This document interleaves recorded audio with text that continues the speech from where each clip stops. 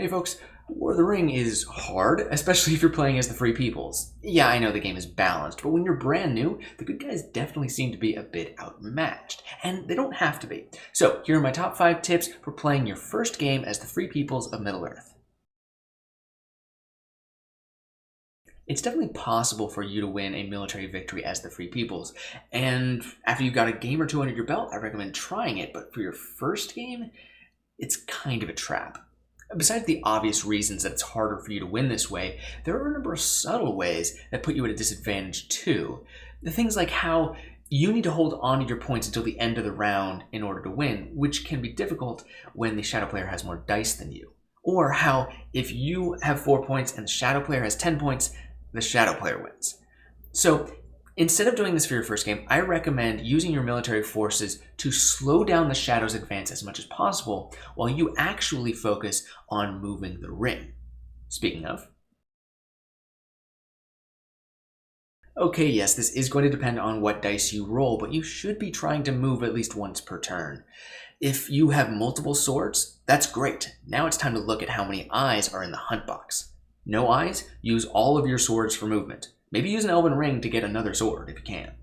If there's 1 or 2 eyes, you can probably get away with moving twice. There's 3 eyes, moving once is usually okay. And if there's 4 eyes, well, if you're not worried about corruption, moving is fine, but this is where the dangers might start to outweigh the benefit. Of course, if you do get hit by corruption, you've got a handy buffer at the ready. So let's move on to number 3. If you're aiming for a ring victory, then the Fellowship exists for the explicit purpose of dying, and you should try to kill off Gandalf as soon as possible. Honestly, the only moral quandary about getting rid of Gandalf is whether you should do it when you pull a 1 out of the hunt bag.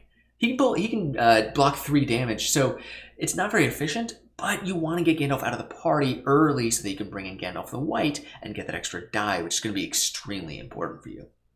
Regarding the other companions, you want to have very little corruption when you get to Mordor, so it's usually better to kill off your friends than to take unnecessary damage. On top of that, the fewer companions you have once you get on the Mordor track, the fewer dice the shadow player can throw at you. And Gollum is the perfect guide for Mordor, so don't be afraid to tell your companions to take one for the team. Despite what I've said so far, this game is not all about the ring for you. It's still important to maintain a presence on the board, but since your forces are so much weaker, you need to do so strategically. Moving and attacking are the name of the game for your opponent, so every turn you should be looking at how many dice they have that will allow them to do this. You want to figure out which areas they're focusing on so you can use your event cards and muster dice to shore up those defenses.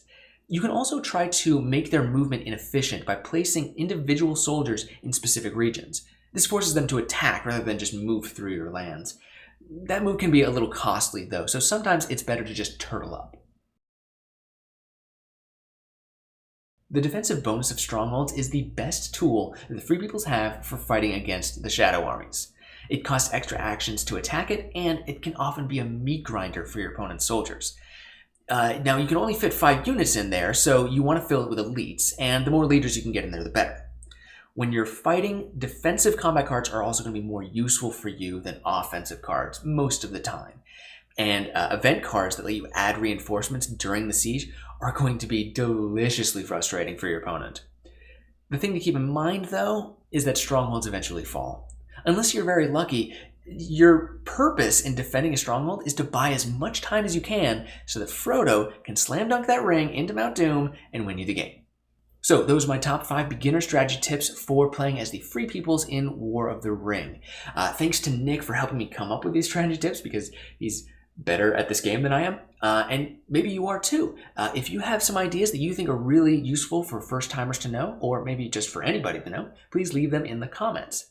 Also, just a reminder, my Patreon backers got to see this and the upcoming Shadow Strategy video a month before anybody else. So if you want early access, as well as behind-the-scenes content and the ability to vote on which games I teach, head on over to the Patreon and become a rules lawyer. Either way, thank you so much for watching, and I'll see you next time. Bye!